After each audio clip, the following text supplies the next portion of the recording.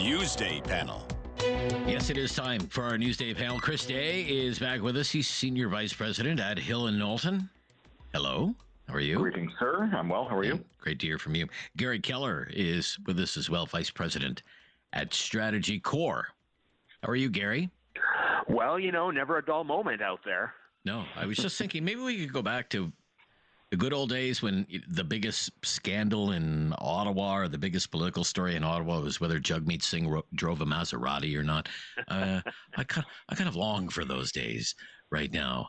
All the news is so serious, and certainly this is serious. The tariffs are a reality for Canada.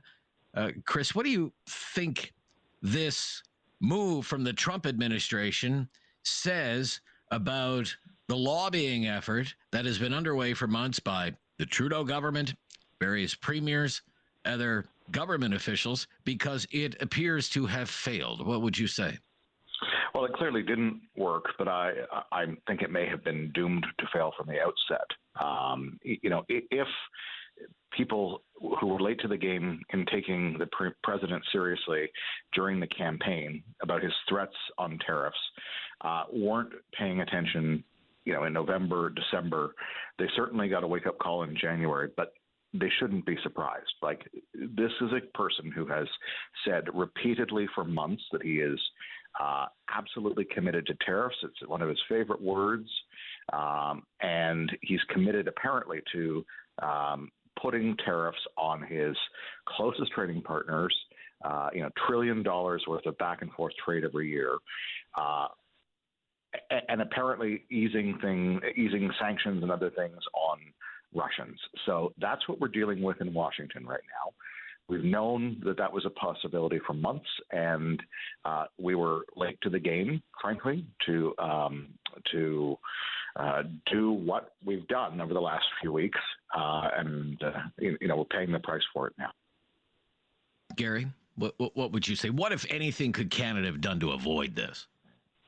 Well, look, I do agree with Chris that, our initial response was late to the game, and then that the current government paid no attention to Trump world or MAGA world, as challenging and uncomfortable as that might be over the last 4 years, and did not build deep relationships. That being said, I do think that despite the lobbying efforts, and there have been very intensive lobbying efforts by all levels of government, the reality is Mr. Trump really, there's a lot of excuses out there, whether it's fentanyl or other things, border security, the GST, whatever you have it.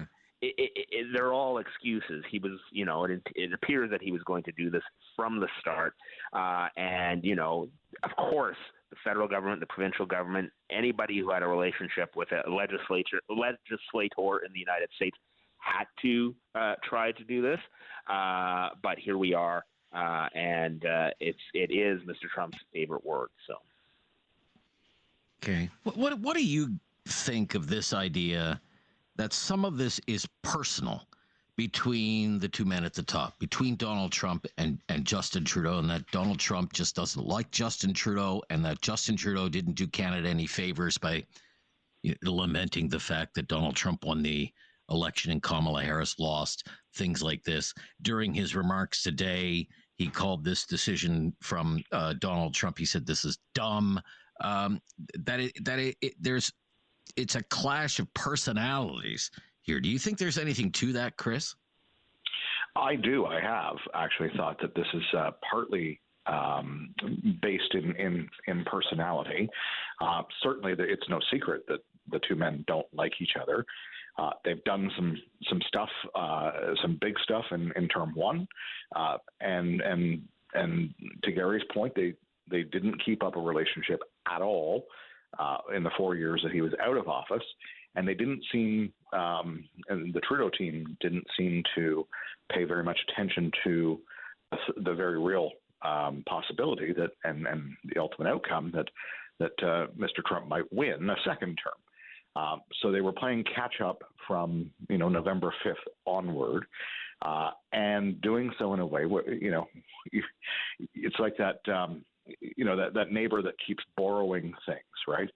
When they show up at the door a 10th time, you may not want to go to the door and answer the doorbell, right? So that's a bit what I think we're dealing with here. But I would say that the U.S. Trade Representative yesterday published a sort of trade manifesto that makes very clear that this is an approach of the administration that is much more than personal.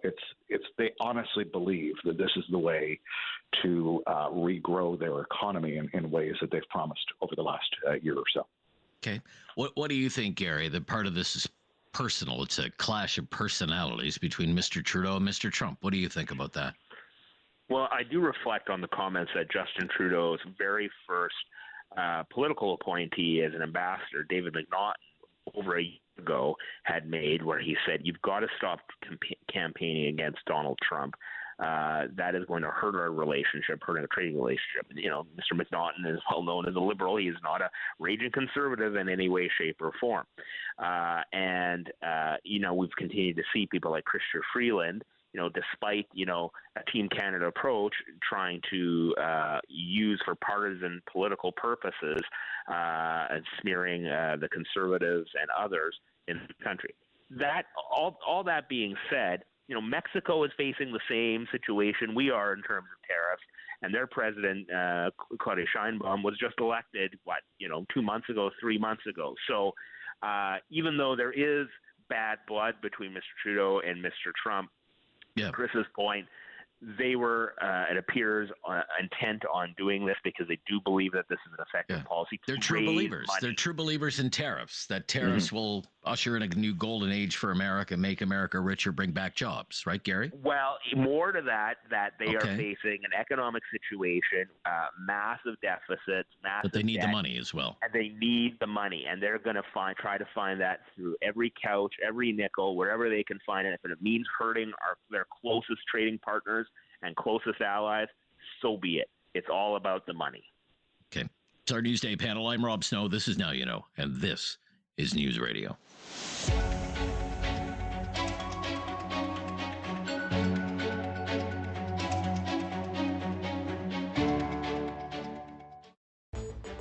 Chris Day is here, Senior Vice President at Hill and Knowlton. Gary Keller, Vice President at Strategy Corps. It's our Newsday panel. So let's think about the current domestic political situation. We've seen the Liberals climbing in the polls since the Trudeau resignation and the Trump threats. Gains that have come at the expense of the Conservatives, but more so the New Democrats. What, if anything, does this change, these Trump tariffs? Does this change about the current political dynamic in Canada, Gary Keller? Yeah, it's a great question. And one other factor that's important to note, you talk about the change in vote where the progressive primary, right, Liberals and NDP, where the NDP vote is collapsing and it's moving largely to the Liberals. It's important to also note in Quebec to see the Bloc Québécois numbers starting to go down and shifting over to the Liberals as well, because there's a lot of races, especially around Montreal, that are Bloc Québécois and Liberal head-to-head races, so that there's some interest there too. So look, I think the challenge that the Conservatives are having right now is the Liberal leadership race. Right now, the question is who's the best candidate for the Liberals to defend Canada, right? And Mr. Carney is clearly far and away the number one candidate. He's going to win the leadership race. And I think for the Conservatives, they need this leadership race to be over so that this is more a battle between Carney and Poilievre and who has the best vision for the country in the face of the Trump tariffs versus this Carney versus Trump versus Poilievre versus Trump. I think that's a challenge. The other challenge for the Conservatives, it's becoming more evident every day. The next election isn't actually going to be a carbon tax election, despite the Conservatives wanting it to be that way. Right. Whether you agree with Mr. Carney or not, he's come out with sort of a pseudo carbon tax. It's pretty complex to explain that and put him in a corner on that. If I were the Conservatives right now, I'd claim victory on the carbon tax, saying we are axing the tax. Everyone is copying us on that. You can only trust Conservatives to get things done. We are the true change situation. But I don't think the next election is going to be a carbon tax election. Or even a referendum, though, Gary, on the Trudeau record or on the Liberal record? Is it even going to be that now? That's going to be about question. The Conservatives will work very hard to make it that. The question will be, will they be successful at that? And you think about renewal and change within parties. I think about the Alberta Progressive Conservative Party that was able to reinvent itself and portray itself as change, despite having 5 or 6 different leaders. Their Liberals are desperately trying to do that playbook. It'll be up to the Conservatives to remind the populace, the voters, of the actual true record. And there's a lot to go on there. It's been fascinating watching the Liberal Party memory hole the last 9 years of policies. Okay. So tariffs are here. The tariffs are reality now. How does that change the domestic political situation right now, if at all? Chris, what would you say? Well, the next few weeks, the next few months are going to be really hard economically. So I think the Conservatives have a chance to remind voters of the absolutely atrocious handling of the economy over the last number of years in very important ways. Softness that Mr. Carney himself has pointed out existed long before Donald Trump arrived on the scene again. I'm struck by the irony of the fact that Mark Carney is now the golden child of the left in this country. But I think it speaks to the poll movement that we've been talking about. It speaks to the very deep personal unpopularity of Justin Trudeau. So there was always going to be a tightening of polls there. The Conservatives, I think, to Gary's point, have to pivot messaging to the reality that this is an economic crisis that we are facing here. And I do think they have an opportunity, if Mr. Carney gets elected this weekend, that they can tie him to Justin Trudeau's economic record. He's been an advisor. He's basically championed all the things that Justin Trudeau and team have been doing for the last number of years. And he's a self-avowed globalist, which is not going to serve him well going down to Washington and dealing with the Trump administration that hates globalists. So there's some room, there's some openings for Mr. Poilievre and company to regain some of the momentum that they've had. But I don't think anyone should be overly surprised that polls have tightened somewhat in the last few weeks, just given where the Liberals were starting from and the deep, deep personal unpopularity of Justin Trudeau.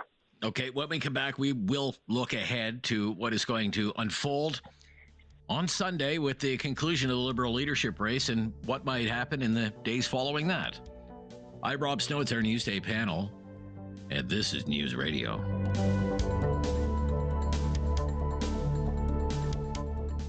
You have questions. Now you know with Rob Snow has the answers. On News Radio. Back with our Newsday panelists, Gary Keller and Chris Day. Sunday will be the conclusion of the Liberal leadership race. You both seem convinced that Mark Carney will win. Yes, Gary? Yes, Chris? Oh, yeah.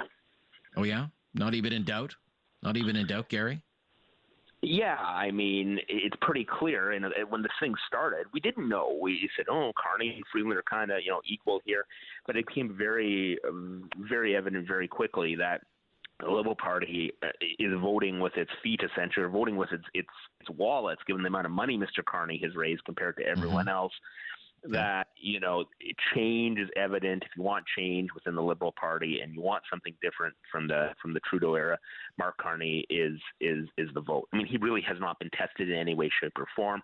I was curious to see that Chrystia Freeland in the first, after she, had her big fight with Justin Trudeau, she went dark for like a month. Yeah, she went dark. And she kind of left the window open for Mr. Carney to suck up a lot of oxygen. So I think they'll look back at that and say that was probably not the right call. Yeah. So then, Chris, okay, let's work from this assumption. It's Liberal leader Mark Carney. What happens next? Early election, wait and see. What happens next, do you think, in the following days or weeks, maybe? Yeah, so I do think Mark Carney will walk away with this thing likely with a commanding first ballot victory. I'm going to be interested to see if Karina Gould or Chrystia Freeland take second place. I think it's the fight for second that will be interesting. Mark Carney is someone, from what I understand, already sort of thinking about cabinet positions and what that will look like going forward. And what needs to happen, given everything that's going on in the U.S. right now and in the world, what needs to happen from a stability standpoint so that he can also call an election and go out and get a mandate from Canadians. So I think we will be in an election before March 24th. Everything I'm hearing indicates that will be the case. Whether it's the 11th or 12th or 23rd is, I think, yet to be seen. But the people around Mark Carney want to capitalize on any momentum that they've built over the last little while. Those people happen to be the same people that brought us Justin Trudeau. So interesting. Right. So Parliament's not coming back then, Chris. Parliament's not coming back until the election settles things. That's what I'm hearing. That's what I'm hearing about it. Yeah. Right. Okay. Would that be your expectation? Parliament is not coming back on the 24th. There's going to be an election call before then, Gary?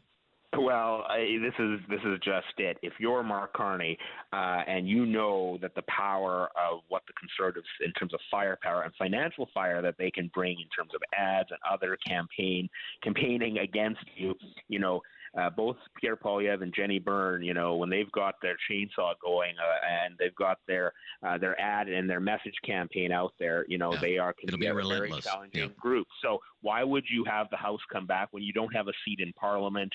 You're going to sit in the gallery while Mr. Poilievre beats up on you in question period? I don't think so. I do think that Mr. Carney does need a little bit of time to get the logistics right, because the Liberal Party is going to have to move from a leadership race where all hands are on deck. Those people would normally be booking buses and vetting candidates. They're trying to get the leadership out of the race, out of the way right now. They're going to need 10 days to 2 weeks to get the campaign ready, in my opinion, what I'm hearing. But I would assume anytime after March 20th is when the election call might come.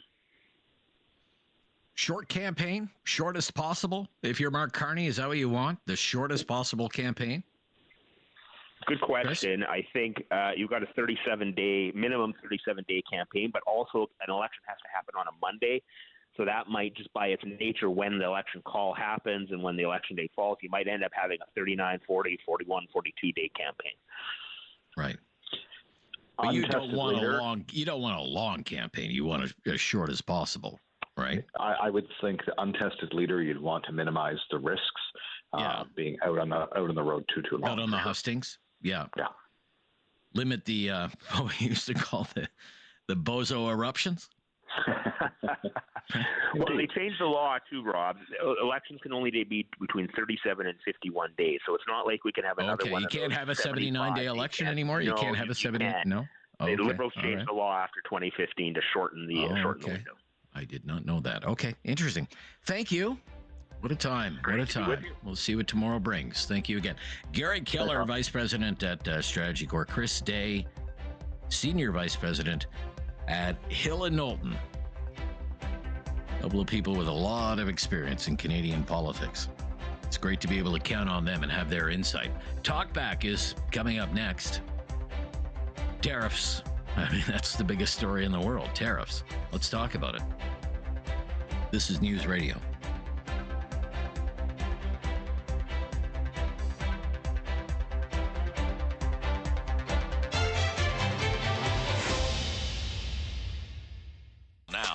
And have your say. 1-833-668-2577. Welcome to Talkback. It is 2 hours of debate and discussion on the big issues of the day. And today's topic is the biggest story in the world. The tariffs are here. Tariffs are now the Canadian reality, so let's talk about it. Let's kick this around for the next 2 hours. Our phone lines are open right now, so get in line. It'll probably be a busy show today. We want to take as many calls and hear from as many people as we can over the next 2 hours. We really want your opinion on this big story today. Our call-in line is 1-833-668-2577. 1-833-668-2577. And I'll make a special appeal to first-time callers. If you have never called us before, just mention that to our call screener, and we will make your call a priority. So I'm sure by now you have heard the news because it's the biggest news story in the world. 25% tariff on just about everything we send to the United States, with the exception of energy exports, although they're going to be hit with a 10% tariff. And we have been told it's going to cause great damage to the Canadian economy. A lot of Canadians are going to lose their jobs. Estimates north of 600,000 Canadian jobs could be lost as a result of this tariff action. Factories are going to close. The auto sector in Ontario, particularly vulnerable. The aerospace sector, steel and aluminum. There could be tariffs on top of tariffs for Canadian-made steel and aluminum, maybe as soon as next week. Forestry sector, which has been having a tough time already, could be hard hit. And economists have said there is a very good chance the Canadian economy will fall into a recession. Canadian dollar, weak already, down again today, and well below 79 cents U.S., trading below 69 cents U.S. Stock markets selling off. Difficult for people with retirement portfolios. I mean, there's really no upside to any of this for Canada. So let us toss out some questions to get the conversation going. You call right now, I'll put you on the air. Why do you think Trump is doing this to Canada? Why do you think Trump is doing this to Canada? Why didn't any of our lobbying from any of our Canadian officials seem to have any impact at all? I mean, think about everything that's been happening diplomatically over the last several months. Mr. Trudeau went to Mar-a-Lago. Countless trips to Washington by various federal cabinet ministers, provincial cabinet ministers over the last few months, and no doubt just as many phone calls between Canadian officials and their American counterparts. The premiers all made separate trips to Washington, and they all went together. You couldn't turn on an American cable news network without seeing Ontario Premier Doug Ford or Alberta Premier Danielle Smith. Doug Ford was back on CNN this morning trying to make the Canadian case. All of this lobbying, all of this explaining, why has none of it had any effect? And now the tariffs are here. Why is that the case? Can somebody explain that to us? For weeks and weeks and weeks, Donald Trump and some of his cabinet ministers, like the Commerce Secretary, Mr. Lutnick, they were saying this was about the border, right? The border. You have to do something about the border. Fentanyl, immigration. Canada has to do more. We appointed a guy to be the fentanyl czar. Was that all just stuff and nonsense? All this stuff about the border? And maybe it wouldn't have mattered what we promised to do at the border, that the tariffs were coming anyway. Was all of that talk about the border just made up, fake and phony by Trump? The other big part of this whole trade war is what we're going to do in this country. You heard it from the Prime Minister. We're going to roll out a plan to retaliate. Tariffs on $30 billion worth of imports into Canada to start. Then, if no progress is made within the next 3 weeks, tariffs on another $155 billion worth of American imports. That's going to mean higher prices for us. We're going to pay those higher prices at a time when a lot of Canadians are already struggling to make ends meet. Premier Doug Ford was threatening to cut off electricity exports to places like New York State and Michigan. And he also said he wouldn't send any more nickel to the United States. And there have been calls to go even further, to put things like an export tax on Canadian energy, like oil from Alberta, or natural gas from Alberta, electricity from Quebec. That has been met with some resistance, as you can imagine, by the Premier of Alberta, Danielle Smith, Premier of Saskatchewan, Scott Moe, Premier of Quebec, Francois Legault. Don't like the idea of collecting a tax on what they see as a resource owned by their provinces, but still, We have heard it from people like the Prime Minister. Everything is on the table. And there have been calls to just cut off all energy shipments to the United States, cut off the oil, cut off the natural gas, turn off the electricity, just to see if that gets their attention.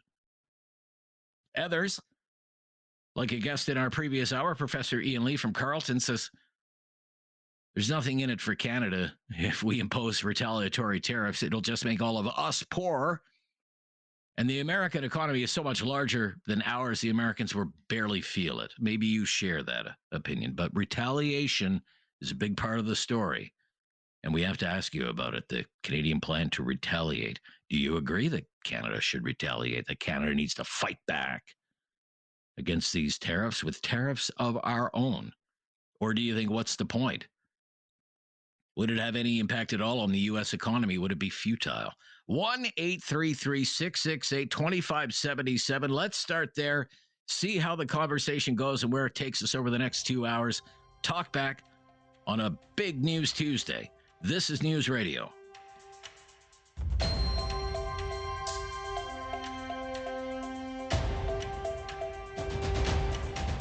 Call now. Hello. 1-833-668-2577. It's Talk Back on Now You Know with Rob Snow. Trump's tariffs, the Canadian response. That's what we're talking about on Talk Back today. Jericho in Brampton, Ontario. You're up first, Jericho. Hello there. What's your opinion here? Hey, Rob. How are you doing today? I'm okay. Thank you very much. What's your opinion? Good. Jericho is not my real name. Okay. That's okay. It's just a code name, but there's a reason why I'm using that name. Okay. Most people I hear on the radio, including the radio announcers, doesn't really know what's going on right now. All right. Okay? Well, I'm going to enlighten you a little bit. Okay, go ahead. This whole political scene that you're seeing is unraveling, not just in Canada and the United States, it's around the world. And what's going to come down in the next 2 to 3 months is going to shock everybody. And I'll give you a little hint, okay? Okay, all right. That name, Jericho, you might want to look that name up. Okay, all right. I'll do that. Thank you, Jericho. Okay. Thank you. Let's go to a fifth in Waterloo. Thank you, Jericho, or whatever your name is. A fifth in Waterloo. You're up next. What's your opinion on the tariffs, sir? Hey, man. So I think Canada should do a little bit like something. What Doug Ford is doing, it's like, counter back onto him and saying, we're going to stop energy, start giving you energy and take off their, he already took off the other ones. And I've seen it with food basics already. They've already put all these places that need, the Canadian, put a little Canadian flag saying that these are Canadians, which that should happen because, Canada needs to do something to, also come back, obviously, because otherwise they're just going to run us over. Okay. So this idea we have to fight back because all the political leaders were talking about this today, the need to retaliate, go dollar for dollar, whatever the case might be. You're in favor of that, are you? Yeah. Oh, yeah, I am. I'm okay. With that. Yeah. Okay. But that's what, it's kind of needed because, otherwise, if he's just going to be a bully and then just going to keep bullying us over, and then what are we going to do? Just sit back and relax and do nothing? Then our economy would go down and his economy would just have nothing. So something has to happen to his economy as well. Okay. All right. You're in favor of retaliation. Afif, I have you down. In fact, Premier Ford just wrapped up a news conference where he was talking about the need to retaliate. He's been threatening to cut off electricity exports. Ontario, the province of Ontario, exports billions of dollars every year to states like New York State and Michigan. Not going to do that right away, but could do that in April and is supportive of a 25% export tax on Ontario's electricity exports to the United States. Now, that's a tax that would be collected by the federal government. But let's listen to a little bit of what Premier Ford said within the last half hour or so. I'm writing to every senator, every congressman and woman, and the governors from New York State, Michigan, and Minnesota, telling them that these tariffs persist If the Trump administration falls through on any more tariffs, we will immediately apply a 25% surcharge on the electricity we export. We will not hesitate to shut off their power as well. I'm encouraging my fellow premiers to follow suit. Okay, so a 25% export tax on Ontario's energy exports to the United States. So far, something like that, like, say, a 25% export tax on Alberta oil, or Hydro-Quebec and its exports to places like New York State and the New England states. That's been a tough sell for those premiers, and Premier Ford is trying to encourage them to get on board with that. I wish him well with that. Tony is out in Calgary. Thanks for calling, Tony. Your opinion on the tariffs, sir, and our response to the tariffs. Hi, Tony. Hey, Rob. So, hi, Tony. How you doing? Good. Thank you, Tony. I guess I'll start with the U.S. economy. Okay, is about a $40 trillion economy, right? And really, when you have Canada imposing $30 billion to start with worth of tariffs, or up to $155 billion worth of tariffs, it's really a drop in the bucket. It's meaningless and pointless, to be honest with you, other than a show of our sovereignty and our willingness to do something and fight back. I mean, right. Let's face it. Yeah.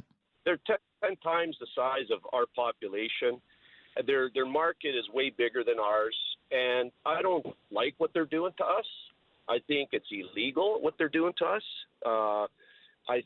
But there's nothing we can do because the world is being governed by a bunch of yahoos, and it has been for a long time.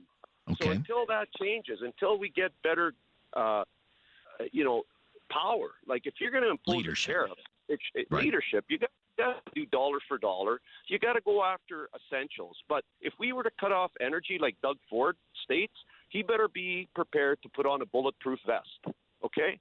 Don't talk behind a camera. Are you prepared to put a bulletproof vest on and go fight? Because you cut off their power, now you're dealing with livelihoods here, and that's the wrong approach. And I find it very bizarre too in all this that Trudeau resigns, Freeland jumps ship, and we have no government that's being rogued or whatever, prorogued till March, and all of a sudden he takes power, Trump, and creates all this chaos and has to use the drug thing as a reason to implement these tariffs, which has no fact, right? Everybody knows that has no fact. I just find it bizarre what they're doing. Okay. Thank you. Thank you. Good to hear from you. Good to hear from you. Got to run. Tight on time. Lots of calls to get to today. The United States economy in U.S. dollars, $27 trillion economy. It's a $27 trillion economy compared to Canada's economy, $2.1 trillion. I'm Rob Snow.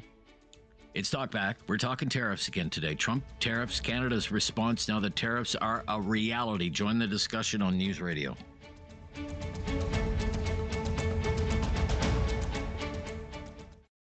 Have something on your mind you want everyone to know? Call now. Hello. 1-833-668-2577. It's Talk Back on Now You Know with Rob Snow. The Trump tariffs are here. 25% tariffs on Canadian exports, except for energy. Those tariffs will be 10%. Your reaction to that and Canada's plan to retaliate. 1-833-668-2577. George is up next in Calgary. George. Hello, George. Yeah. Hi, George. Hi, Rob. Hi. Yeah, hi. Thanks. It's very interesting. It was with Dr. Lee again, and I sort of agree with this one because I had mentioned to you about a month ago that, we're going to be hit with tariffs. And our piece was the export tax there. Tariffs is probably not the best way because it just increases our costs, like for our own citizens to purchase products, right? Sure. An export tax, basically, that's funds that come into us.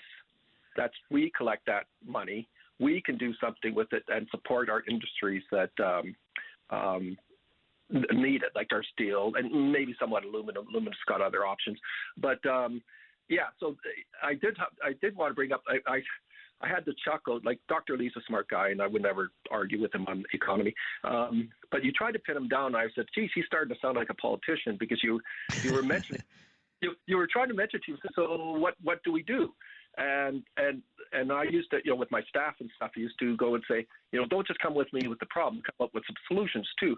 And he sort of walked around that. And I would say, I didn't quite catch what he was thinking. What was the best option? I would be interested if you said export tax would be a good idea or not on that side of things. So so that was something I had mentioned beforehand. And we have to be smart on that. When you do an export, and I didn't realize that Ford was saying that, doing an export tax, because originally it was just cut them off. And I'd agree with that last caller on that. You don't do that, because you're affecting lives. Okay. What you do is you try to match it, but be smart about it. And we have yes, they're 10 times our economy. The thing is, they're dependent on certain items like our potash, our oil, our nickel, our aluminum. In some sense, they're going to feel that pain, putting 25% on that. But anyhow, and that why they were so desperate with Ukraine. They are, because their businesses need critical minerals. So you can't fight dollar for dollar on that, but you hit them where it hurts. And you keep it, and you strategic. Right? Strategic. Be strategic about it. You're saying, right? Yeah. Okay. Don't raise higher, because U.S. does have power plants, like idle power plants, like gas power plants, because it's more expensive than getting electricity from Quebec. You raise your export tax to below what it would cost them to restart up their plants. And with the oil and gas, we have to do an export tax on that. They do 10% because they realize that's going to hit their economy. You export tax, and then it comes to us, and then we can do something with it. A tariff, I think, is the worst thing. Anyhow, that was just all right. Thank you, George. No, good call today from Calgary with Donald Trump posting on social media in light of the plan for retaliation from Canada. Quote, please explain to Governor Trudeau of Canada that when he puts on a retaliatory tariff on the United States, our reciprocal tariff will immediately increase by a like amount. Trade war. Have your say on the trade war. It's Talkback. This is News Radio.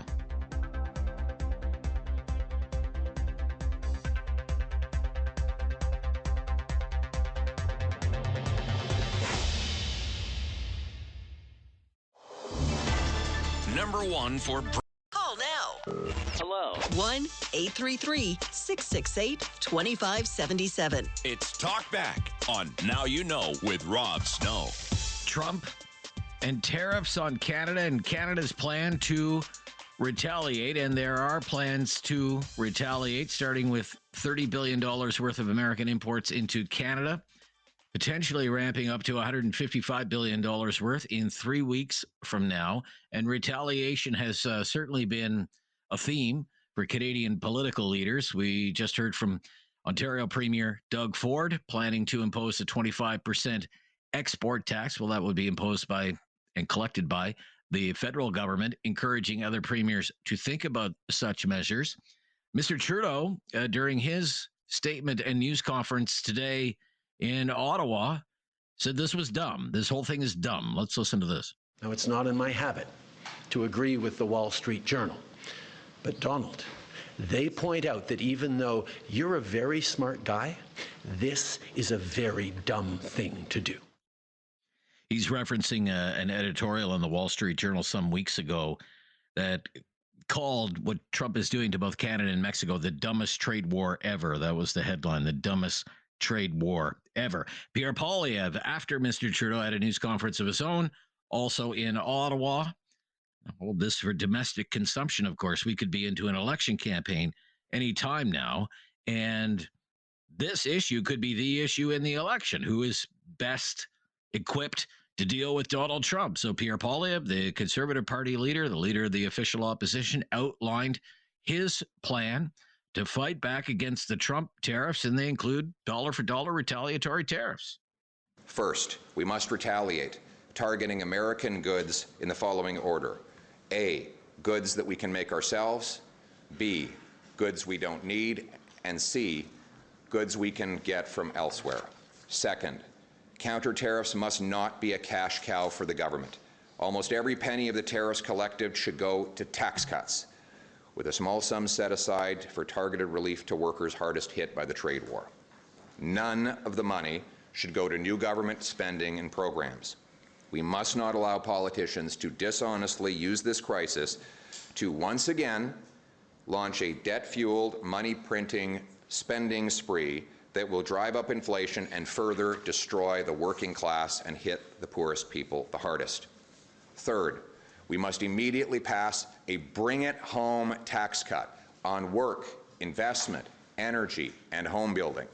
The idea is to neutralize the cost of the tariffs with lower taxes and incentivize massive new investment in building stuff here in this country. Okay, so that was Pierre Poilievre about an hour ago. 1-833-668-2577.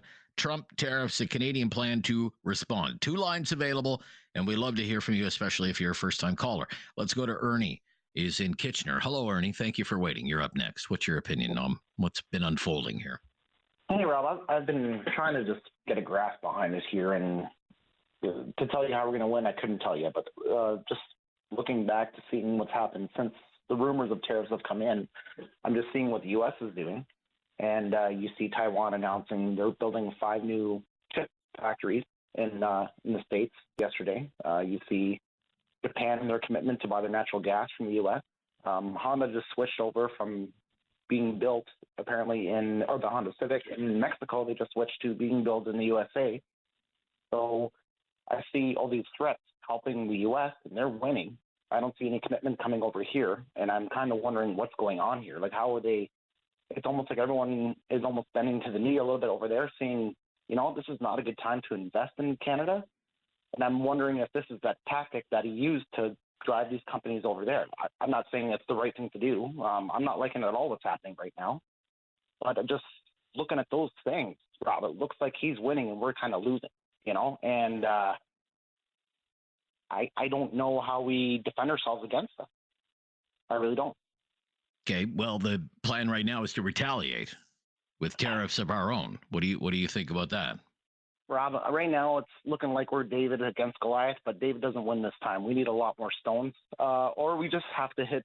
The way I see it with that is I don't care about the booze or things like that, but maybe the things that really, really matter to them, the things that we really hold valuable here, and we strike right with, like, basically, if you want to do this, instead of just, because Trump already said too, if you retaliate back, I'll just jump it again. But maybe if we hit him with the hardest stone, the biggest stone right in the beginning, maybe that's what it takes, Rob. I wish I had the answer. All right. No, answers are in short supply. Answers are in short supply. Yeah. Okay. Thank you, Ernie. Yeah, thank you. 1-833-668-2577, 1-833-668-2577. Keith in Nova Scotia, you're on the air. Keith, what's your opinion here on what's been going on?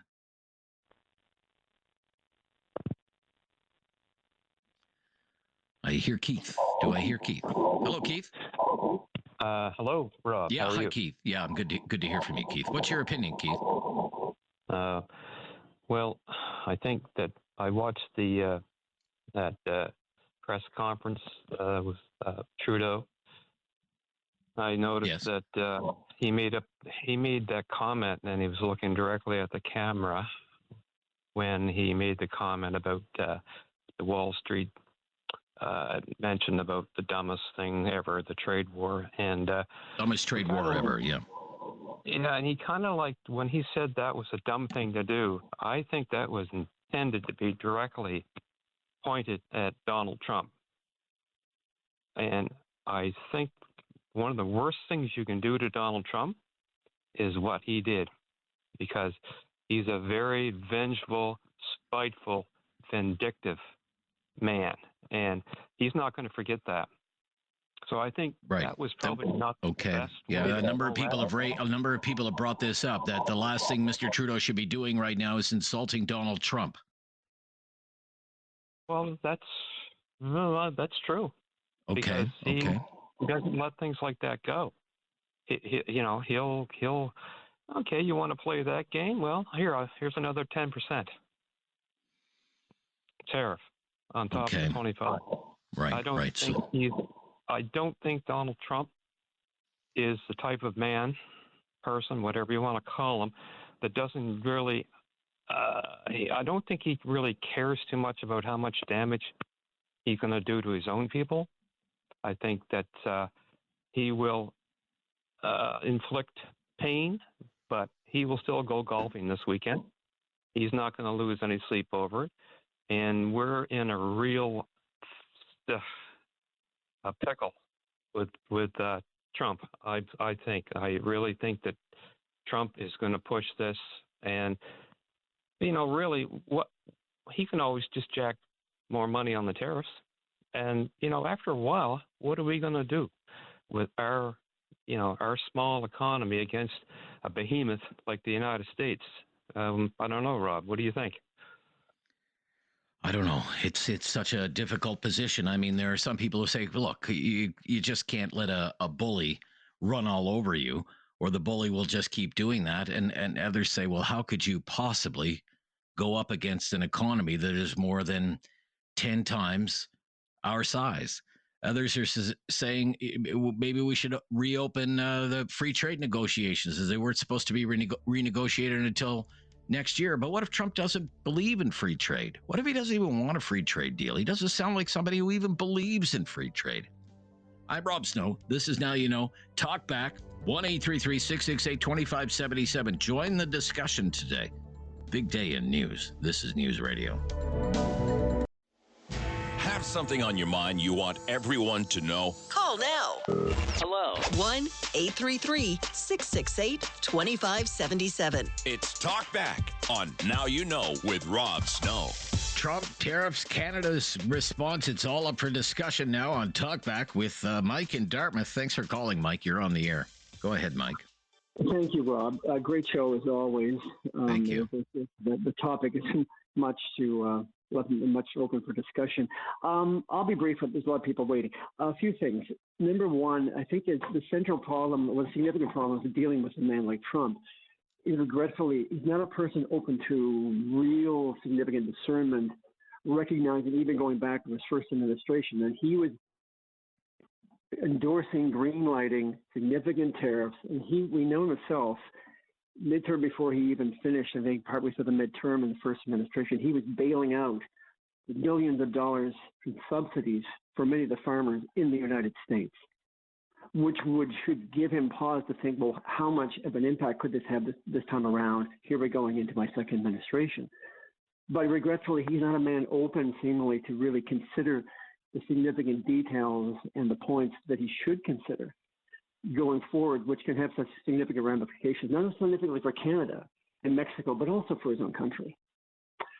And I think, yes, we have to do all we can. I think we do have to take a firm stand. I think reciprocal tariffs and making a strong position against this U.S. policy is necessary. But I think people who are educated, who have a sense of understanding of what tariffs can do and the impact that it can have, if they can, have an open discussion with him or other members of the administration to hopefully redirect this position that he has and this, the type of thinking that he has might bear some fruit. That's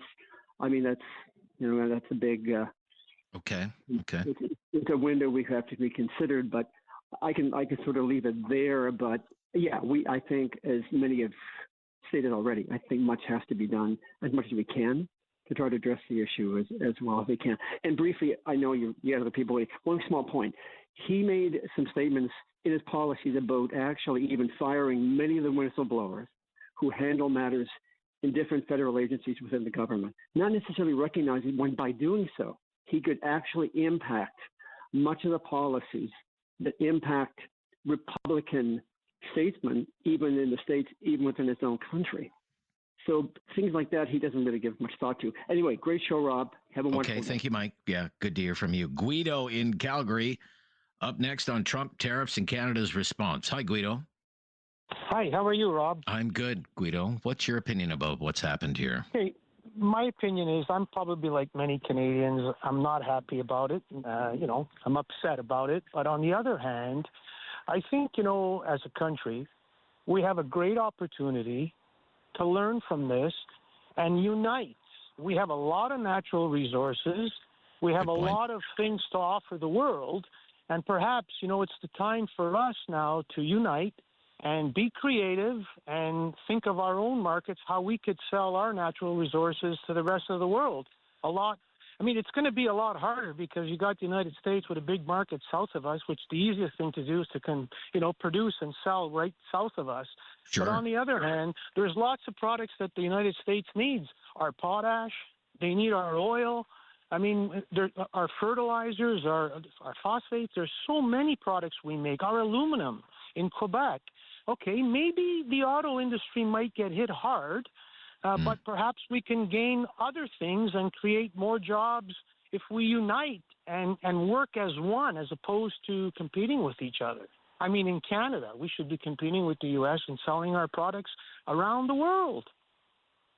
Yeah, you'll get no disagreement from me. Yeah, no disagreement from me on that. No, I think it's a great view. I also think, of course,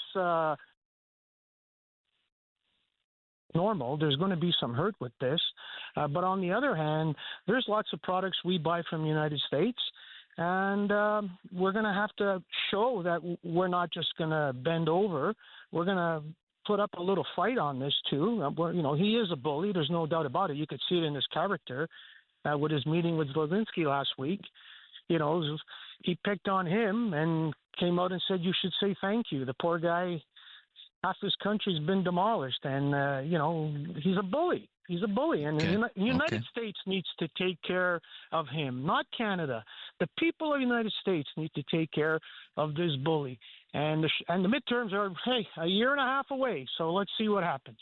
Okay. Thank you. Good to hear from you, Guido. Great points all around. Thank you. It's Talkback. It's hour number 1. Trump tariffs, Canada's response. I'm Rob Snow. Join the discussion, will you? 2 lines available there. Why don't you grab one? 1-833-668-2577. It's News Radio.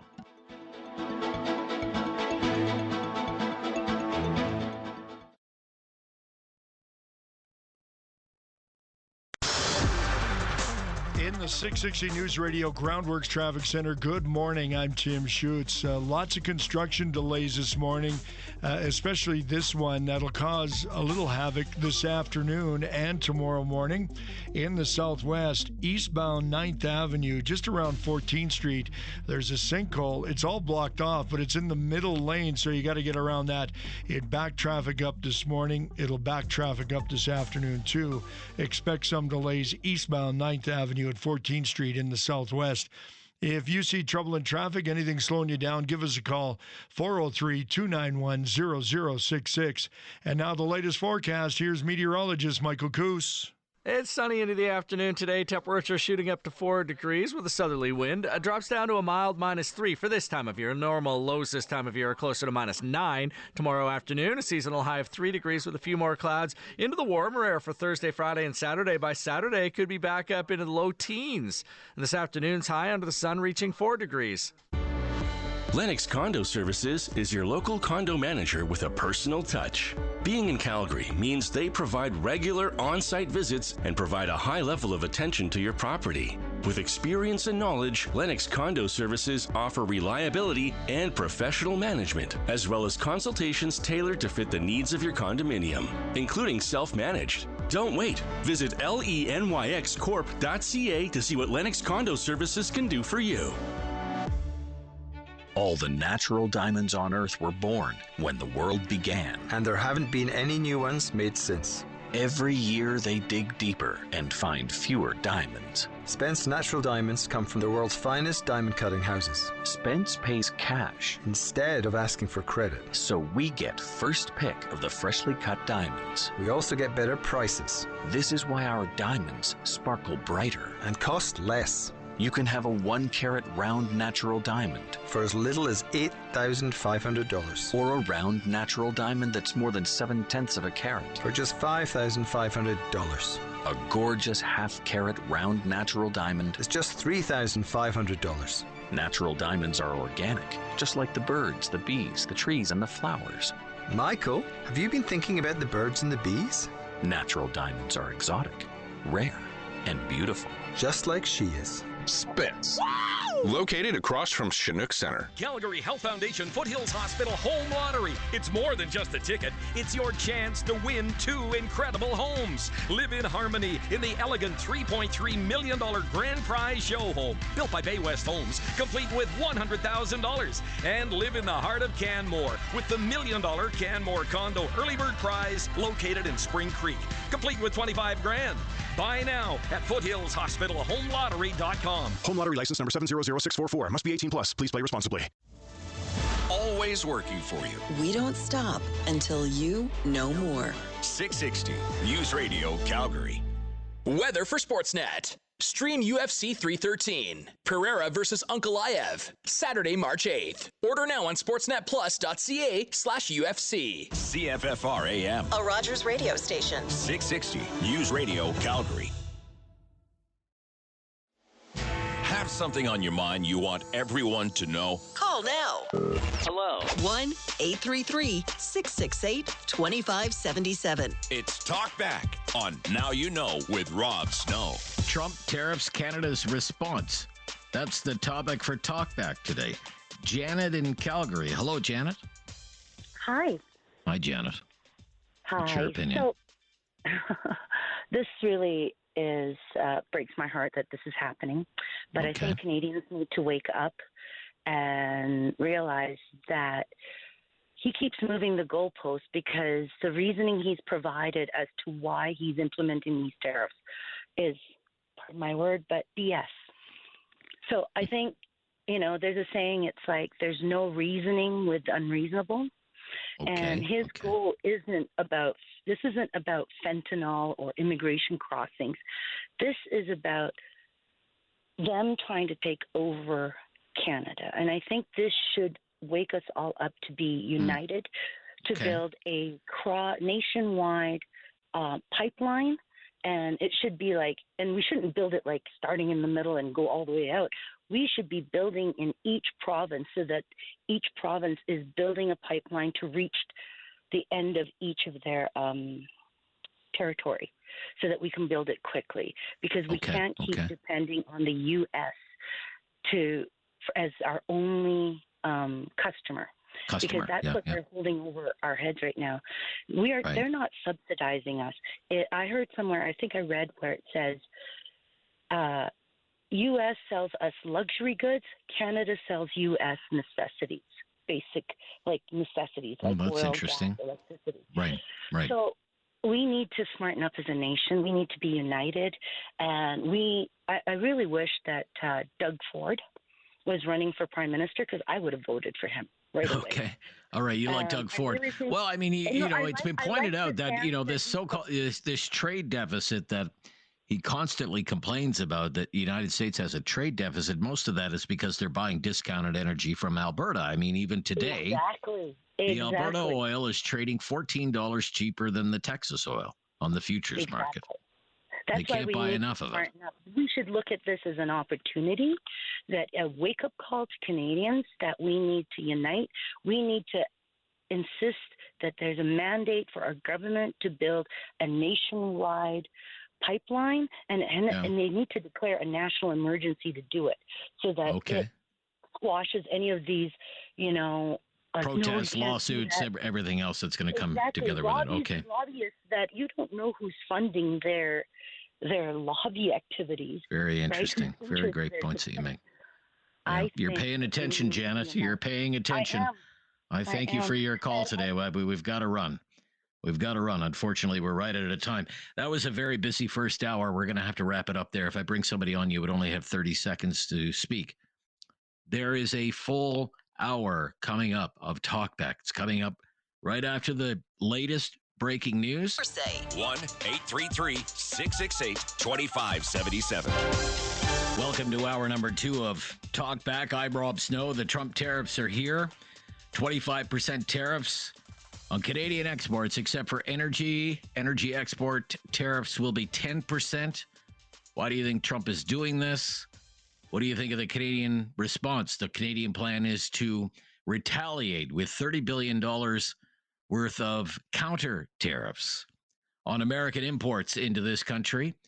And if that achieves very little, it could be followed up with $155 billion worth of tariffs some 3 weeks ago. So let's listen to what some of the political leaders have said. We'll start with Donald Trump. This was yesterday in the White House. I thought he really laid bare how he feels about trade deals and how they've been bad for the United States. And he actually sounded angry, and he sounded as though he is righting a great wrong. He went on about how the United States, for the better part of 40 years, going back to the Reagan years, the United States have been taken advantage of. Jobs have been stolen, stealing our money, stealing factories, taking our businesses, and President Trump is here to set it all right. And the way he thinks he can do that is with tariffs. Let's listen to this. But you know what? It's the incentive we created, or the negative incentive. I mean, it's going to be very costly for people to take advantage of this country. They can't come in and steal our money and steal our jobs and take our factories and take our businesses and expect not to be punished. And they're being punished by tariffs. It's a very powerful weapon that politicians haven't used because they were either dishonest, stupid, or paid off in some other form. And now we're using them. Okay. That's what it's about for him, I guess. Unfair trade deal signed by stupid leaders. And you hear it there. He went so far as to suggest some of those leaders may have been on the take, that they signed bad trade deals because they were corrupt. Now, I don't know anything about that. But Mr. Trudeau at his news conference today did take some questions from reporters, and this was an interesting answer. He suggested that President Trump wants to see a total collapse of the Canadian economy because then it would be easier to annex Canada. Listen to this. I think in terms of what he wants, I heard he talked about banking again this morning in a tweet, which doesn't make any sense because American banks, there's about 16 American banks currently active in Canada holding about $113 billion worth of assets in this country. So the American banks are alive and well and prospering in Canada. It's an example of not really being able to see what it is that he wants, because even the excuse that he's giving for these Paris tariffs today of fentanyl is completely bogus, completely unjustified, completely false. So we actually have to fold back on the one thing he has said repeatedly, that what he wants is to see a total collapse of the Canadian economy, because that'll make it easier to annex us, is the second half of his thought. It was Mr. Trudeau today. He wants to see a total collapse of the Canadian economy because it will make it easier to annex us. So let's get back to the phones and take more of your calls at 1-833-668-2577 as we start hour number 2 of Talkback. Max in Smithers, British Columbia. Hi, Max. Turn down your radio, Max. Hi there. Hey, how you doing there? I'm good. Thank you for calling. Yeah, no, we're a little stressed out over here, obviously, with the wood being our primary export. Sure. Me and the boys here were, kind of looking at the broader picture, like, what can we do to survive, right? I think we're going to be shutting down here Smithers Lumberyard. That's where I'm at, just off of Yellowhead there. But the boys are looking at it like, seriously, 51st state. Okay, so if we are to unite, like literally, so unite forces, become one, bigger industry, more competitive toward China, Russia, whoever else is threatening, is that such a bad thing? Like, Rob, talk to me. Right. Well, I would ask you, Max, is that because of desperation? Yeah. Would you be feeling that would you be feeling that otherwise? You're feeling this under duress. I look at the pine trees every day. Every day I look at the pine trees and I thank to God that we have this resource. Right. Every day. Right. So what are the let's say I understand. There's a mill not far from where I am, sir. In a town of 4,000 people, they just laid off 400. And you can imagine in a town of 4,000 people, right? Everybody knows somebody who works there. It's tough. It's tough. And who knows if that place is going to open again. And again, it's Pine again, just like where you are. But I guess would you be even considering something like an economic union or Canada becoming the 51st state if this was not happening? Right. I'm definitely pro-Canadian, Rob. Listen to me. Yeah. To the core. Yeah. Right.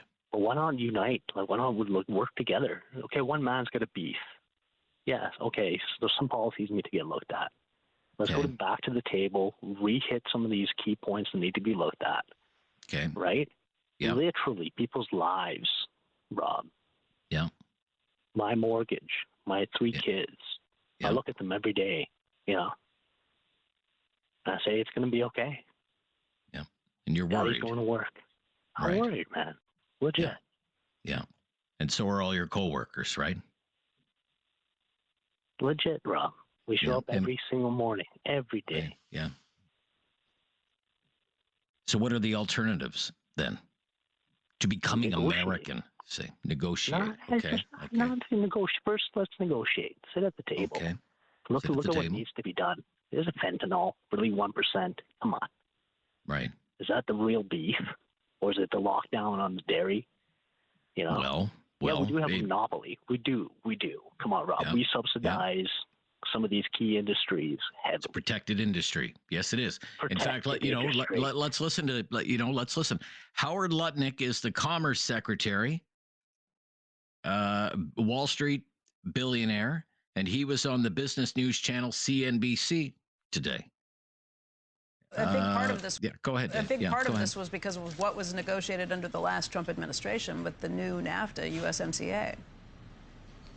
And USMCA, the president has been crystal clear that he thinks that Michigan and Ohio, the communities of Michigan and Ohio, they've been ravaged by these ideas. And the concept is let's bring that production back. I've spoken to the car manufacturers. They have ample excess capacity in America, and they can move that production back. I agree with you. They can't do it in 3 months, but they can do it in 6 months.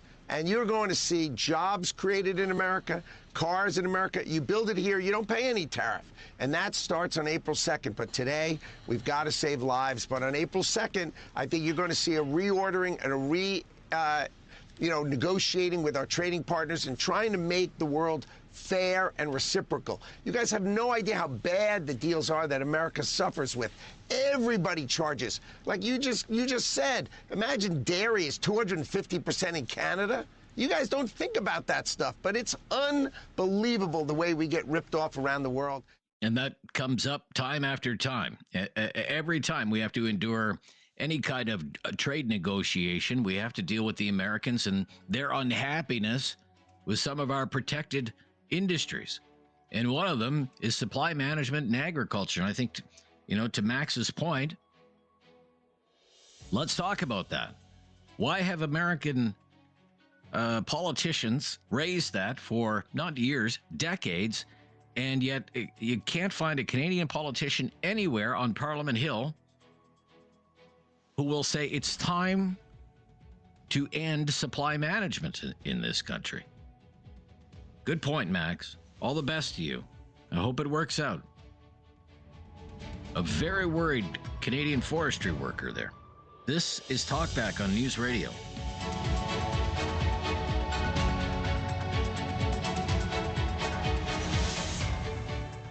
Call now.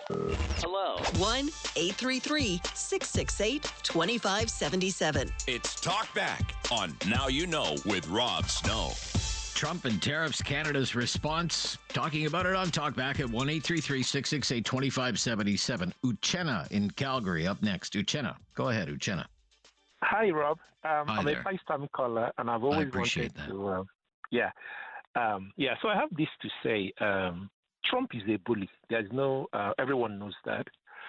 But from what is happening, there are some positives, right? America has been Canada's longest trading partner for God knows how long. Mm-hmm. But I think it's time for Canada to walk the talk. The cost of doing business among provinces It's time to have options.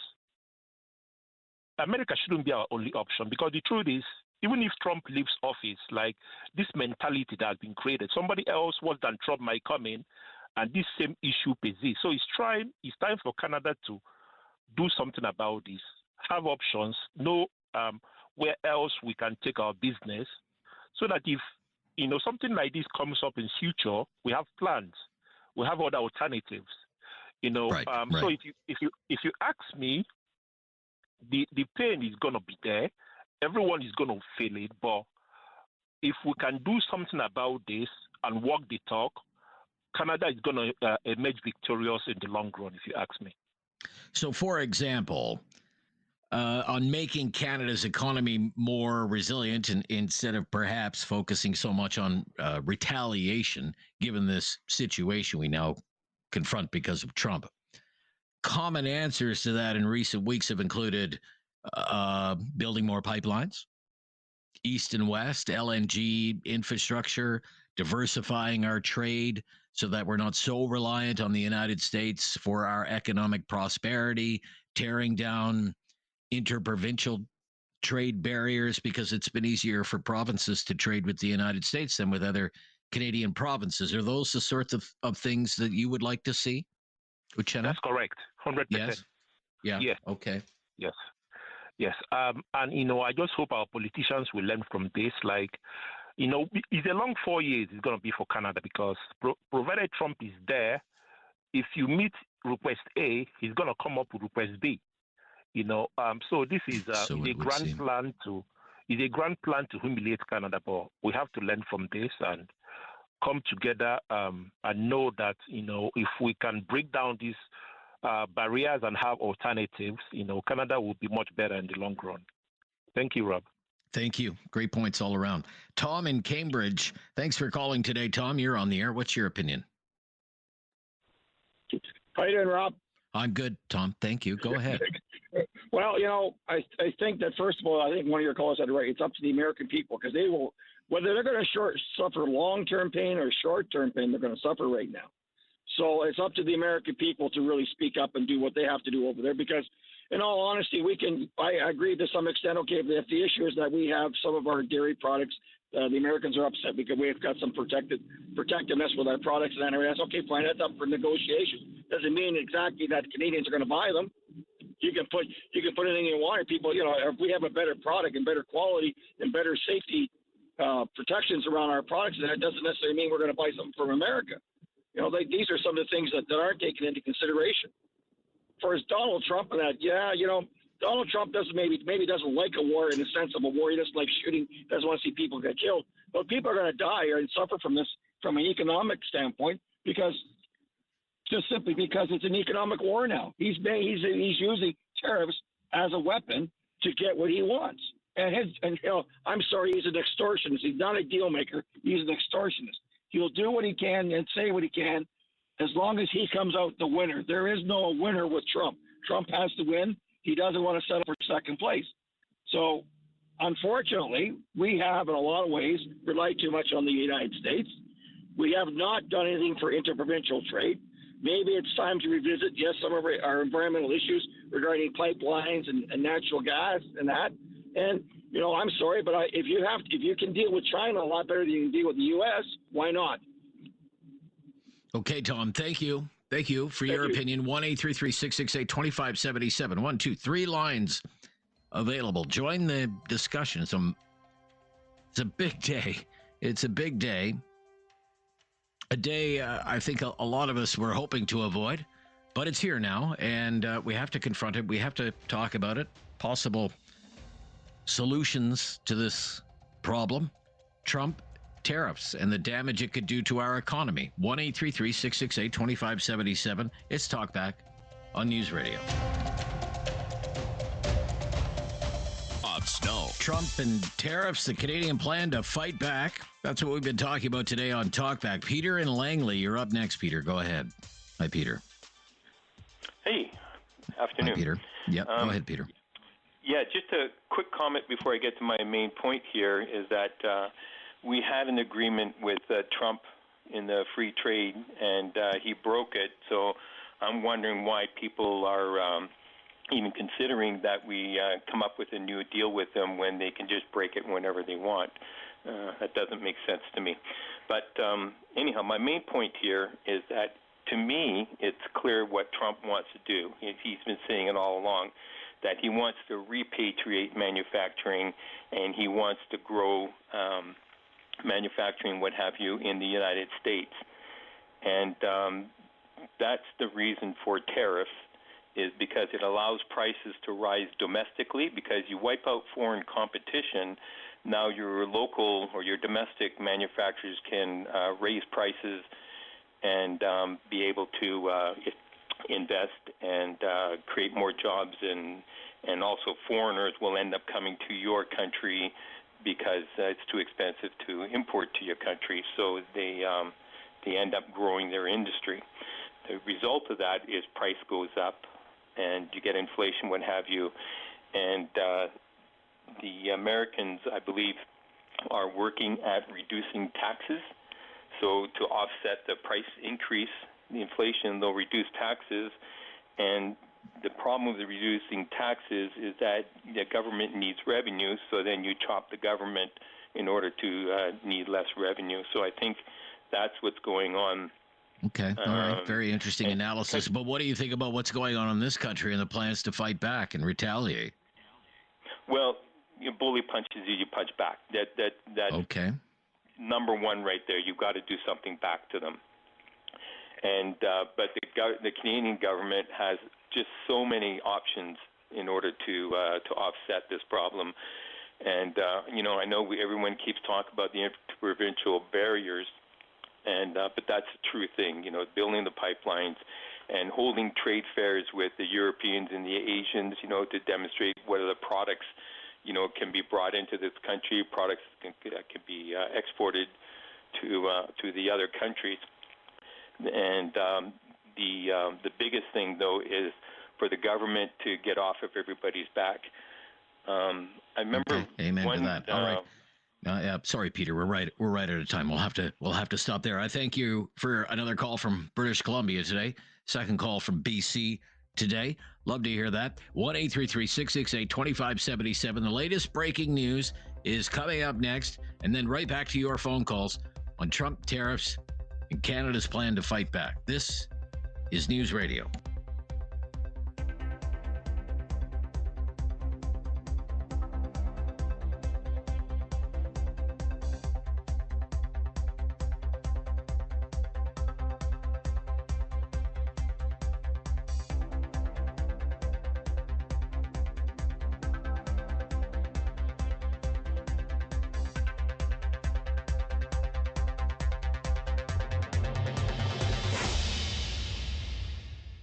News Radio. Call now.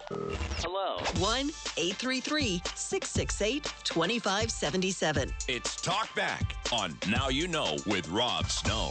Trump tariffs are here. 25% tariffs on Canadian exports except for energy. Those tariffs are 10%.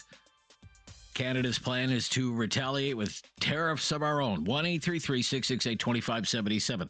Joe in Kitchener. Hi, Joe. Hi, Rob.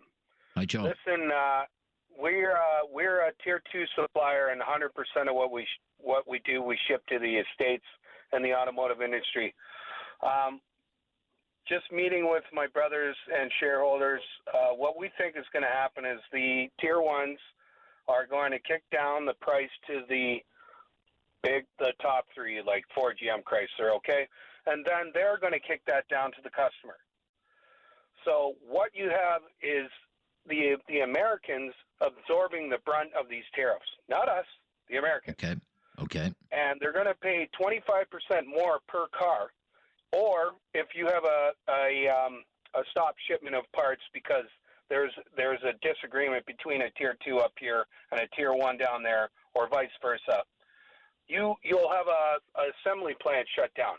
And when that happens, you're talking about hundreds of thousands of jobs.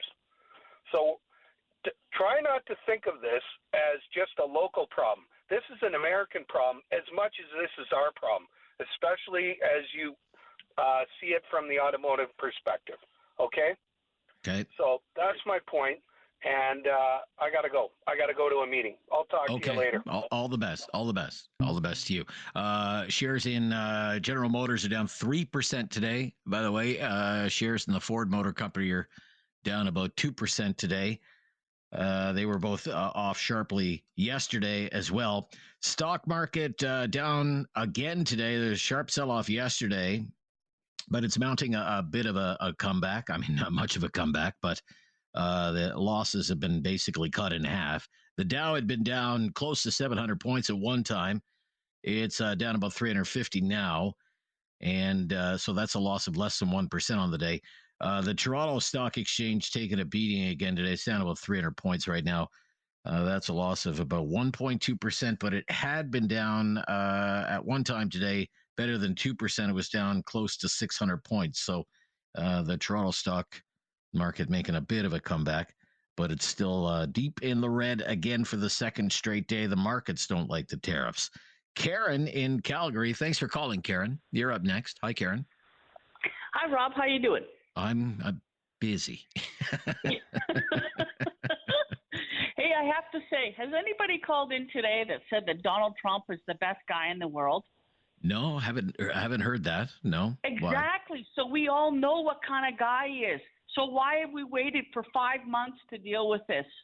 Okay. Yeah, Trump's a jackhole.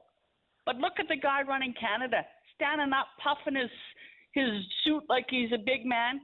What happens at the end of the week? Like when he's not in charge anymore? Does anybody listen to him anymore? Listen to the garbage coming out of his mouth. It's the Liberal Party's fault that this is happening. And okay. I blame Trump too, but Justin is just as responsible. The okay. guy hates you. So if he hated me, what would I do? I think I would stay in power to make him upset. Like, does Justin not think? Okay. So some people have suggested that this is as much about a clash of personalities as it is anything else. Do you believe that Trump just doesn't like Trudeau and the feeling is mutual? 1,000%. No, Justin's an idiot. Okay. Why would you insult the guy when he could just turn around and say, oh, sorry, it's not 25, it's 35. Keep your the governor under wraps, and I might lower it. He's the type of guy, and we'll be sitting there going, oh, great. Okay. Well, he hasn't said, he says it hasn't said much that's flattering about Pierre Poilievre. I mean, we played a clip a few days ago where he said Poilievre is not MAGA enough. Well, that's excellent. Okay. Because now we can't be compared to Mr. Trump during an election, which is exactly what they want. Okay. All right. Link Thank Trump you. To Pierre. Right. Thanks right. a lot. Okay. Thank you. Okay. Turning it around on the Liberals. Now, a lot is being made of this particular soundbite that we have, where Mr. Trudeau referenced an editorial that was in the Wall Street Journal, the headline of that editorial in the Wall Street Journal, which was very critical of the plan for tariffs, was dumbest trade war ever. And that was referenced by Mr. Trudeau today in a direct message to Donald Trump, if you will. Now, it's not in my habit to agree with the Wall Street Journal. But Donald, they point out that even though you're a very smart guy, this is a very dumb thing to do. Okay. So some people are suggesting that may have made a bad situation even worse, but I'll leave that with you. Nathan in Cambridge has been waiting. Thank you for calling, Nathan. You're on the air. What's your opinion here?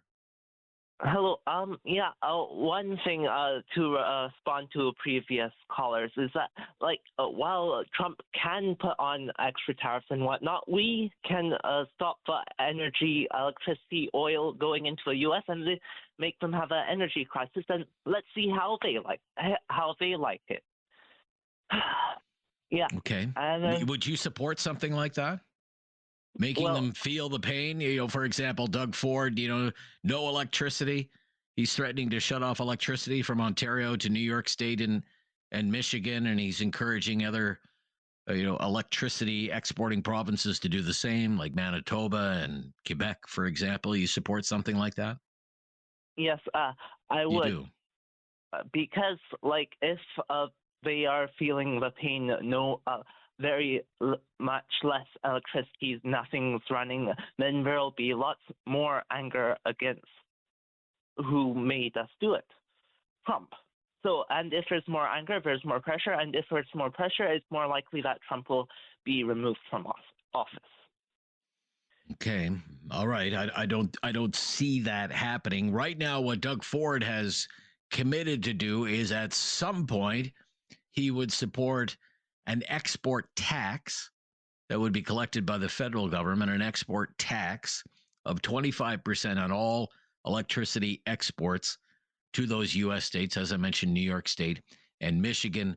And then if nothing happens by April, then he would turn off the electricity exports to those U.S. states. In fact, we have some audio of Premier Ford making that remark.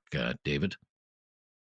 I'm writing to every senator, every congressman and woman, and the governors from New York State, Michigan, and Minnesota, telling them that these tariffs persist. If the Trump administration follows through on any more tariffs, we will immediately apply a 25% surcharge on the electricity we export. We will not hesitate to shut off their power as well. I'm encouraging my fellow premiers to follow suit. Okay, and we are hearing that Alberta Premier Danielle Smith not making remarks about this today, although she did post something on social media, but she'll have some kind of news event tomorrow and outline what she feels from Alberta's point of view would be the appropriate response right now. Join the discussion. Lots of time to take your call. It's Talk Back. We're talking tariffs again today. Now that tariffs are a reality and the plan to retaliate, to fight back from the Canadian side. 1-833-668-2577. This is News Radio. Something on your mind you want everyone to know? Call now. Hello. 1-833-668-2577. It's Talk Back on Now You Know with Rob Snow. Trump and tariffs and Canada's plan. Tina Marie is calling. Hi, Tina Marie. You're on the air. What's your opinion here? Well, my goodness. Good afternoon, Mr. Snow. I'm an import originally from North Carolina. I've been in your wonderful country since 1992. And let me tell you something. I don't ever want to move back to the United States, especially after all this. Okay. Now, when Absolutely you came not. here, was there a tariff on you? Did we put a 25% tariff? No. It was lovely. Your country just welcomed me, even though I sound funny still. You welcomed me. I really have to take affront to the people who don't understand, who have never moved out of Canada. You think your healthcare system is awful. I can assure you, no, it is not. It is wonderful compared to what we used to have to go through. My baby girl got sick at 4, and I could not afford health care down there, and I rushed her into the emergency room. She had a temperature of 104. She was almost dying, and they wanted $275 cash before a doctor would see my dying child. So can you imagine that happening here? No. But as far as that orange piece of excrement, I think we need to build a wall. Build that wall with some sticks, let the beavers build it, make it high and proud, and get your Mounties on some mooses and let them just ride back and forth. And anything that looks like it voted for Trump should be sent away. Okay. All right, Tina Marie. Enjoy Canada. Canada is wonderful. I love it, and I love you, and thank you for taking my call. Oh, thank you. Thank you, Tina Marie. Calling from Calgary. John is in Red Deer. Hello, John. Hi, John. Hey, Rob. Thanks for taking my call. You're welcome, John. What's your opinion on Gotta everything love that's Tia happened Maria. Yeah, that's great. I absolutely would not poke the bear here. I mean, we have sent a number of officials and representatives prior to all this.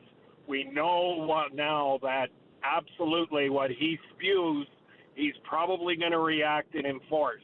What we should be doing right now is getting a hold of all our industry leaders. Doesn't matter the segment, talk to them. We really are in for a pile of hurt here, and I'm absolutely concerned for those on the fringe of affordability today, because everybody's going to feel the cost of this coming their way in food, gasoline, and let's not forget that damn carbon tax we have April 1st. Yeah, and plus just the the fear about job security and what that can do to the economy. If people are afraid that their jobs might be on the line, are they going to be going out and buying furniture or appliances or a new car or shopping for a house or any of that stuff, right? Well, I'm a believer of positive thoughts and positive thinking. However, how could you not have some negative in all of this? Absolutely, you're correct, Rob. I mean, even our investment community right now has got to be nervous. Oh, yeah, sure. I suspect so. Especially, you look at what the markets are doing and the market reaction to all of this. It's ugly out there right now. I really hope that we really take a hard look at, all the, strong benefits in so many segments of our industry. For instance, let's get some shovels in the ground for pipelines going east, please. Enough is enough. Yeah. Very common refrain today.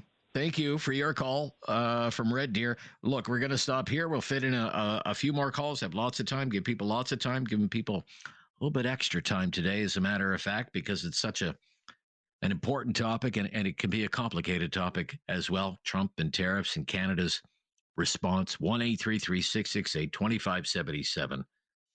It's the Tuesday Talkback on News Radio.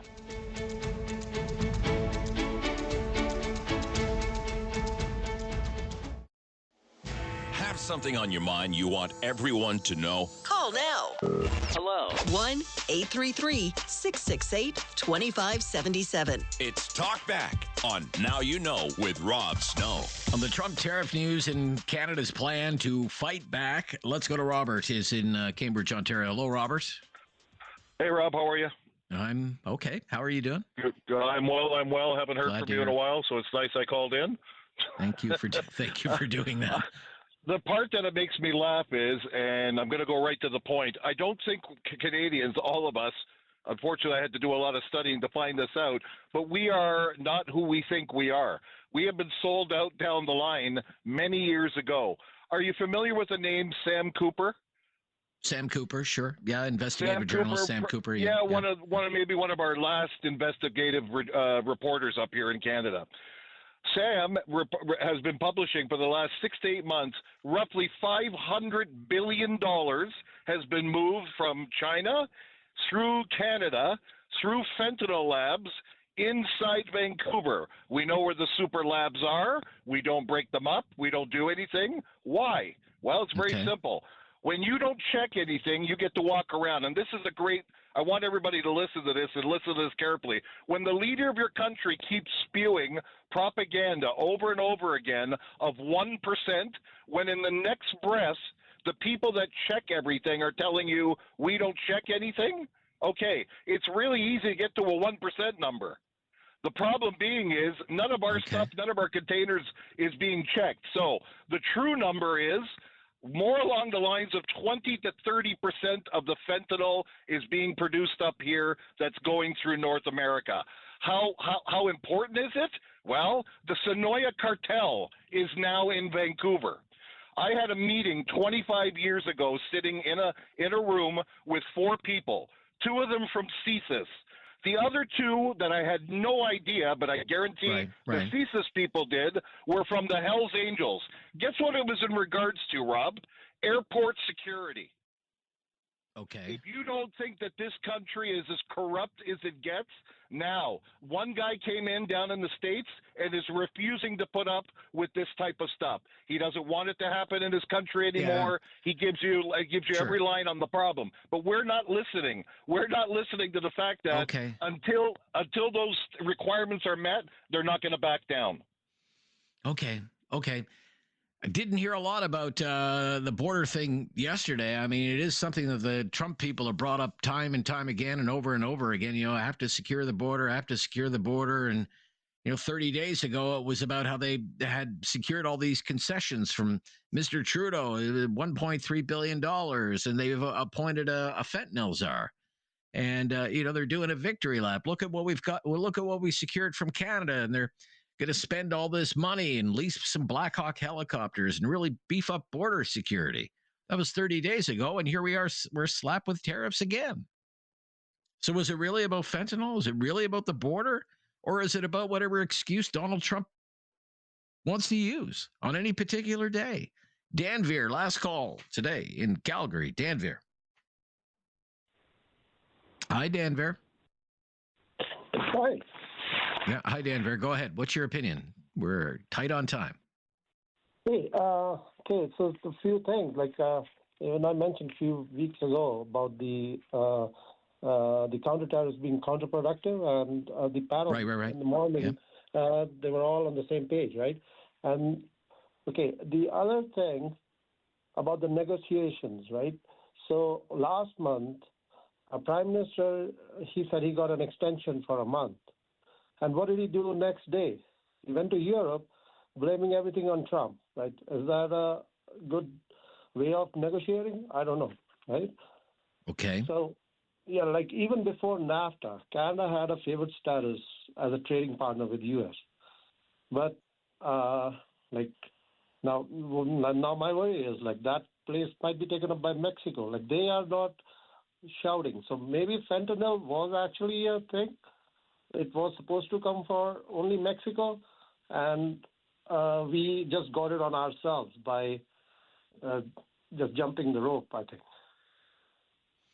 Jumping the rope? What do you mean jumping the rope? What do you mean by that, jumping the rope? I'm like not familiar with when Trump said something about Canada being 51st state, like that could have been brushed off as a joke, right? Okay. He wasn't serious. He can be serious about it. Like it's not happening, right? Okay. Okay. They're playing the music. That's the end of the show for us today. Not the end of the news today. The latest breaking news is coming up next. We have a lot to get you up to date on today. And we'll be back tomorrow talking about all the hot issues and taking your calls on Talkback on News Radio.